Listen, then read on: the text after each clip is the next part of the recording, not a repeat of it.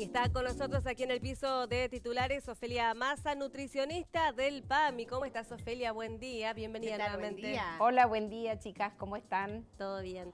Bueno, Ofelia, el tema que nos convoca en el día de hoy tiene que ver con las enfermedades prevalentes en adultos mayores, plato saludable. Contanos un poco. Bueno, volvemos al plato saludable, Sí. Que es nuestro punto referencial, porque el plato saludable nos da una idea de la cantidad de comida que tenemos que ingerir, Sí. Y la distribución dentro del plato, ¿no? Sí. Las enfermedades prevalentes que hablábamos la vez anterior tienen que ver con el sobrepeso y la obesidad. Toda comida abundante Permiso. que incorpore mucha más cantidad de calorías Sí. nos lleva a acumular grasas, y las grasas nos llevan a tener kilos de más. En el caso específicamente que les quería hablar hoy de la diabetes, Sí. Hay varios tipos de diabetes, pero la que hoy vamos a tocar es la diabetes tipo 2. Sí. Que es aquella más frecuente en los adultos mayores. Se considera más o menos que el 10% de la población adulta mayor, cuando hablamos de adultos mayores, estamos hablando de personas de 65 años para arriba, ¿no? Esto es importante que tengamos en claro. Más o menos el 10% tiene una prediabetes, que sería el paso previo a ser diabético, o una diabetes declarada. Bien. Muchas personas pasan sin saber de esta situación y son diabéticos silenciosos, Claro. o ocultos. ¿Por qué no tienen síntomas quizás? Porque no tienen síntomas, porque los síntomas, el cuadro no siempre es tan florido, o sea, no siempre hay sed, no siempre hay fatiga, no siempre hay muchas ganas de tomar agua, o no siempre se orina mucho, que Claro. estos serían, digamos, Algunos. de los síntomas que da una diabetes, Sí. cuando se manifiesta. Entonces la persona puede pasar mucho tiempo sin síntomas, pero tener las glucemias altas. ¿Qué Claro. es la glucemia? Es la cantidad de azúcar que circula en sangre. La cantidad de azúcar tiene límites está bueno una determinada cantidad de azúcar en claro. sangre, porque el azúcar es nuestro combustible cuando queremos hacer un deporte, cuando queremos trabajar, para las mismas actividades de la vida diaria, mantener el ritmo cardíaco, mantener nuestra función respiratoria. Cuando estamos durmiendo, todas las funciones siguen estando activas, Claro. en nuestro organismo. Necesitamos del combustible, que es en última instancia el azúcar. Entonces, en Sí. el plato saludable... A ver, yo lo muestro acá, ¿querés? Dale. Por ejemplo, acá tenemos el pan, tenemos verduras. Todo esto termina en última instancia dando al organismo azúcares. Estos azúcares tienen que tener un determinado nivel en la sangre, que es de 0,70, 0,80 a 1,10, a 1 gramo 10. Pasado ese gramo 10, decimos que tenemos un estado de hiperglucemia. Hiper quiere decir mucha cantidad de azúcar en sangre. Bien. Pasado 1 gramo 26 en 2 pruebas consecutivas, estamos en condiciones de decir que esa persona tiene diabetes, ¿no? Bien. 2 pruebas consecutivas que den como resultado 1 gramo 26 de azúcar en sangre o más. ¿Qué pasa con este azúcar alta en la sangre? Va lesionando las arterias. Claro. ¿tá? Y hay órganos que se lesionan más rápidamente, que son la vista, los riñones y las arterias de todo el organismo, pero fundamentalmente aquellas que están más periféricas. Claro, Entonces, en las extremidades. En las extremidades, Bien. las manos, En los pies, ¿tá? Por eso es que el consejo que le damos a las personas que son diabéticas, como se va perdiendo la sensibilidad por una cuestión neuronal, que no se use en bolsa de agua caliente. Claro. ¿tá? En estos momentos de tanto frío, el usar la bolsita de agua caliente en una persona diabética puede quemarse y no darse cuenta. Claro. ¿Por qué? Porque a causa de la misma hiperglucemia hay una pérdida de sensibilidad. Claro, Entonces sí. no nos damos cuenta, y una quemadura en un diabético que no es bien tratado puede dar lugar a una infección, y las infecciones hacen que el organismo necesite más cantidad de insulina. Bien. Hasta ahora yo les venía contando, bueno, la glucosa se eleva, por eso decimos la hiperglucemia, pero hay otra parte que es el órgano productor de la insulina, que es el páncreas. Sí. Y en este caso de la diabetes tipo 2, que es la del adulto mayor generalmente, el páncreas no está totalmente agotado, digamos, ha perdido la capacidad de producir la cantidad de insulina que debía, o aún produciendo una buena cantidad, esa de calidad. Exactamente, esa insulina perdió la efectividad. Claro. Entonces, produce mucha cantidad de insulina, pero esa insulina, a la hora de trabajar en todas las células del cuerpo, perdió efectividad. Bien. Y no alcanza para mantener los valores de la glucosa normal en sangre. Porque la idea del tratamiento de la diabetes, donde la dieta es un pilar muy importante, yo les había traído acá 4 pilares como para sintetizar lo que es el tratamiento de la diabetes. Uno de los pilares muy importante es el plan alimentario. Bien. El plan alimentario que tiene que ver cuánto peso, si tengo exceso de peso o no, si estoy en mi peso normal, si soy una persona activa, si estoy todo el día haciendo tareas sedentarias. De acuerdo a eso va a ser la dieta en cuanto a la cantidad de calorías y en cuanto a la cantidad de nutrientes que van a ingresar al organismo. Bien, ¿y cuáles son los nutrientes que no deben faltar en una persona con este tipo de diabetes? No deben faltar los hidratos de carbono, pese a que estoy diciendo, esto suena como una contradicción, pese a que estoy diciendo que el pan, la papa, las verduras, las frutas aportan azúcar, hay un porcentaje dentro de las calorías totales donde el 50% deben ser de hidratos de carbono. Pero acá la trampita está en qué calidad de hidratos de carbono vamos a consumir. Bien. Mientras menos manufacturados o producidos sean, mejor. Mientras más naturales. Exactamente. Por ejemplo, el azúcar y todos los derivados del azúcar como tal, el azúcar de la azucarera, digamos, son alimentos directamente prohibidos. Los caramelos, las golosinas en general, las galletitas dulces, los jugos, porque eso tiene un azúcar de fácil absorción y que en el organismo, al ingerirlo, eleva brutalmente y rápidamente los niveles de azúcares. ¿Y dónde impacta? Impactan los órganos más importantes como el riñón, la vista que se va deteriorando, y ustedes van a escuchar que las personas diabéticas notan esta disminución paulatina en la visión. O sea, no veo tan bien. Claro, necesito nuevamente cambiar el aumento de mis anteojos. Esto es algo que suelen referir habitualmente. Entonces, contestando a tu pregunta, 50% de hidratos de carbono, 15% de proteínas. Bien. ¿Cuáles son las proteínas? Huevo. Claro, huevo, carnes, leches, legumbres. Las legumbres son muy importantes. Carnes siempre magras, ¿no? Carnes magras. Preferiblemente. Preferiblemente los cortes más magros y preferiblemente carnes blancas. Cerdo. Después de los 50 años, digamos, lo ideal sería reducir las carnes rojas, tengamos o no tengamos diabetes, tengamos o no tengamos sobrepeso, sino como una medida saludable. Reducir a 2 veces a la semana las carnes rojas, lo más desgrasada posible. Esto no quiere decir que un fin de semana podamos comer un rico asadito, una rica costillita, no quiere decir.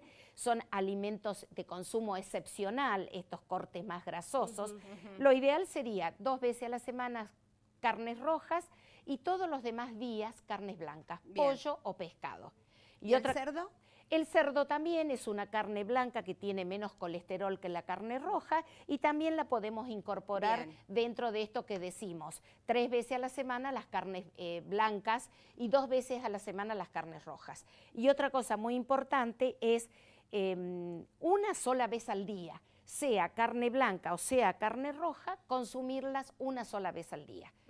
O al almuerzo. Muy bien. O en la cena, no en las 2 comidas, ¿está? ¿Qué pasa con los adultos mayores vegetarianos, veganos? ¿Cómo compensan la ausencia, ¿no? de la carne y de algunas de las proteínas? Aquellos que, por ejemplo, no consumen huevos, no consumen lácteos, no consumen queso. El tema del hierro, ¿no? Es que es fundamental. El tema del hierro es fundamental, el tema de muchas vitaminas y minerales. Sí. Estas personas que son vegetarianas y más aún los veganos, donde la dieta es más restrictiva, por decirlo de alguna manera, en cuanto al aporte del hierro animal, una buena complementación de su alimentación con semillas, con frutas, con verduras y con legumbres fundamentalmente, ya que ellos no consumen ningún derivado del huevo. Claro. Ningún derivado de los animales. Perdón. Sí. Por supuesto, huevo no, leche, quesos.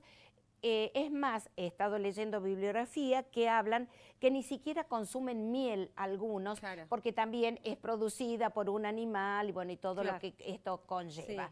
Sí. Estas personas tienen que tener una alimentación muy variada, suficiente en cantidad y armónica en cuanto al gran aporte que tienen que tener de cereales, claro, de legumbres y de semillas, porque de esa combinación van a ser la buena calidad de la proteína que se necesita, porque somos proteínas. Claro, pero ¿esto es suficiente, digo, o necesita algún complemento vitamínico?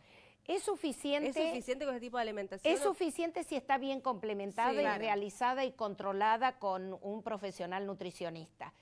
Tanto de cereales, tanto de legumbre y tanto de semillas, en qué momento las semillas, también, claro, frutos secos, frutos deshidratados. Es una dieta un poco más trabajosa a la hora de armar el plan familiar. Muchas consultas de adolescentes que se hacen veganos tiene que ver con esto, con la organización previa que tiene que haber en esa familia para poder contar con todos los elementos a la hora de cocinar y no hacer una dieta carente. Y muy constantes en esto que describís vos, ¿no? Muy constantes en esto. Si no comienzan las carencias. Y con un control médico y con análisis que no solamente valorado desde el punto de vista clínico, que uno lo ve, al paciente lo pesa, lo mide, toma todos los perímetros, sino también desde el punto de vista bioquímico, que nos revela el análisis de sangre en cuanto a la cantidad de hierro, la cantidad de vitaminas, a la cantidad total de proteínas. Sí, a cuántos glóbulos. A cuántos glóbulos rojos, a la calidad de esos glóbulos rojos en cuanto al hematocrito, porque los glóbulos rojos son muy importantes en cuanto al transporte de oxígeno. Y digo, ser muy estricto en cuanto al control, fundamentalmente porque hay muchos jóvenes, adolescentes en plena etapa de crecimiento que están en esta onda vegana, vegetariana, que está muy bien, pero con el consiguiente asesoramiento. En general, los pacientes que yo recibo en el consultorio están muy instruidos, leen, se interesan y en general hay como un alto conocimiento en cuanto a la complementación que tienen que hacer de su alimentación. Y la recomendación para los adolescentes que comienzan, ¿no?, a cambiar su estilo de vida, su forma de alimentarse es lo primero, ir a una consulta con un nutricionista, ¿no? Lo primero es una dieta vegana, vegetariana. Exactamente. Yo siempre les digo que la puerta de entrada a la nutricionista, la consulta con la nutricionista es previa a ir al médico, que es quien va a evaluar clínicamente y con análisis y con laboratorio el estado de ese paciente. Entonces yo ya lo recibo, o las nutricionistas, las colegas, recibimos a ese paciente, nosotros llevamos la impresión desde afuera de todos los parámetros que tomamos, las mediciones que hacemos, pero también cómo está por dentro esa sangre, cómo están esos huesos, cómo está ese calcio, elementos críticos, sobre todo en los adolescentes. En cualquier edad el calcio es crítico, pero en los adolescentes y con estas modas es importantísimo para el crecimiento, porque el calcio no solamente tiene que ver con el hueso y con las articulaciones, sino tiene que ver con múltiples funciones a nivel celular de las membranas celulares. Arrancamos por los adultos mayores y llegamos a los adolescentes, pero bueno, es lo interesante que tiene, ¿no?, esto de poder cuidarnos, ¿no?, día a día. Claro, de poder asesorarnos. Yo siempre digo que el asesoramiento en cuanto a nuestra alimentación va a determinar cuán sanos estemos. Y volviendo acá en el tema de la diabetes, donde yo había empezado con el plan alimentario, sí. el segundo pilar sería los controles médicos. En el caso específico del diabético es el tema de no solamente los controles que veía yo, lo que ustedes estaban pasando, los análisis que se hace. Los test rápidos. Los test rápidos que se hace el propio paciente con las tiras reactivas, sino también el control del médico. Exacto. Que el médico sabe cada cuánto tiempo va a pedir un fondo de ojo, cada cuánto tiempo va a pedir un análisis de la función renal y cada cuánto tiempo va a pedir una hemoglobina glicosilada. Claro. ¿Qué es la hemoglobina glicosilada? Supongamos que vamos en un auto y nosotros cuando manejamos tenemos a los costados del parabrisas 2 espejos retrovisores que nos van indicando lo que vamos dejando atrás. La hemoglobina glicosilada es esto. Este espejo retrovisor que me permite mirar 3 meses hacia atrás cómo venía ese paciente con la glucosa. Claro, exacto. Cómo venía, si venía con glucosas, con glucemias altas, ¿no? Porque también existe una trampita. Tenemos pacientes que el día que se van a hacer el control de la glucemia, esa semanita, salen a caminar, claro, hacemos mucha dieta, nos controlamos. Comemos bien sanito y ahí entonces, nos hacemos la glucemia en ayunas nos da dentro de valores o parámetros normales. Pero ¿qué nos indica el espejo retrovisor de la hemoglobina glicosilada? ¿Cómo vino esa glucosa en los últimos 2 o 3 meses? Perfecto. Eso es fundamental para el control. Son análisis concretos para detectar la diabetes, la curva de la diabetes y la...